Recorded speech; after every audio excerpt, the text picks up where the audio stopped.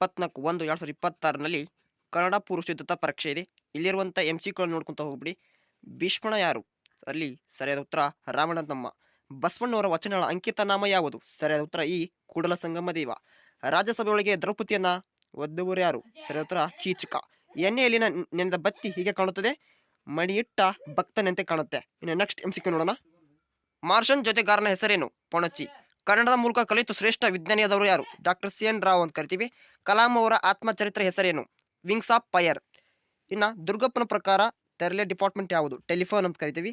ಆನೆ ಮಾವುತನ ಹೆಸರೇನು? ವೇಲಾಯುಧ. ಸೊ ನಾಗರಾಜ್ ಕವಿ ಹಿಡಿದಿದ್ದು ಎಲ್ಲಿ ಕುಳಿತಿದ್ದ? ಸರಿಯಾದ ಉತ್ತರ ಈ ಶಿಕಾರಿ ಅಂಗಡಿಯಲ್ಲಿ. ಇನ್ನು ಹೊಂದಿಸಿಬ್ರಿ ನೋಡ್ಕೊಳ್ಳಿ. ಪುಲಿಗೆರಿ ಸೋಮನಾಥ ಅನ್ನೋದಕ್ಕೆ ಪೆಗೆಂ ಬಾಲಕನೆಂಬರೆ, ಪುರಂದಾಸರು ಅದಕ್ಕೆ ಜಾಲಿ ಮರದಂತೆ, ಹೆಬ್ಬಳ್ಳಿಯವರ ರಸಬಳ್ಳಿ, ಗರತಿ ಹಾಡು, ದಾರಾ ಬೇಂದ್ರೆ ಅನ್ನೋದು ಬೆಳಗು ಜಾವ, ಒಮ್ಮೆ ನಗುತ್ತೇವೆಂಬುದು ಬಿ ಸುಕನ್ಯಾಶ ಮಾರುತಿ. ಇವು ಇಂಪಾರ್ಟೆಂಟ್ ಇರುತ್ತೆ. ಬಸಲಿಂಗ ವೈದ್ಯರಾಗಿ ಅಲಿದಾಗ ಜೊತೆಗಿದ್ದ ರಾಜಕಾರಣಿ, ಅದಕ್ಕೆ ಸರಿಯಾದ ಉತ್ತರ ರುದ್ರಪ್ಪ. ಲೇಖಕಿ ಪತ್ನಿ ಕಿಷ್ಣುಷ್ಣು ತೊಂದರೆಯಿಂದ ಬೆಳೆತಿದ್ರು. ದನಿಗಳ ಮನೆಯ ಪಕ್ಕದಲ್ಲಿ ಹರಿಯುತ್ತಿದ್ದ ಹೊಳೆ ಶಾಂಭವಿ. ಡ್ಯಾಶ್ ಗದ್ಯದಲ್ಲಿ ಹೇಳುವ ಕಥೆ ಎಂದು ಮನೋರಂಭೆ ಕೇಳುವರು ರುದಮೆಪ್ಪ ಅಂತ ಹೇಳ್ತೀವಿ. ಲೇಖಕರು ಹೇಳುವ ಹಳ್ಳಿ ಲೋಟಿನ ಹೆಸರು ಚಂದ್ರಭವನ. ಇವು ಇಂಪಾರ್ಟೆಂಟ್ ಇರ್ತವೆ, ನೀವು ಎಕ್ಸಾಮ್ಗೆ ನೋಡ್ಕೊಂಡು ಹೋಗ್ಬೇಕಾಗತ್ತೆ. ಸೊ ಇಷ್ಟು ಇಂಪಾರ್ಟೆಂಟ್ ಆಗಿರ್ತವೆ. ಹಾಗೆ ಯಾವ್ದಾದ್ರು 4 ಪ್ರಶ್ನೆ 2-3 ವಾಕ್ಯಲ್ಲಿ ಉತ್ತರಿಸಿರ್ಬೋದು. ಇವು ಇಂಪಾರ್ಟೆಂಟ್ ಇರ್ತವೆ ನೋಡ್ಕೊಳ್ಳಿ.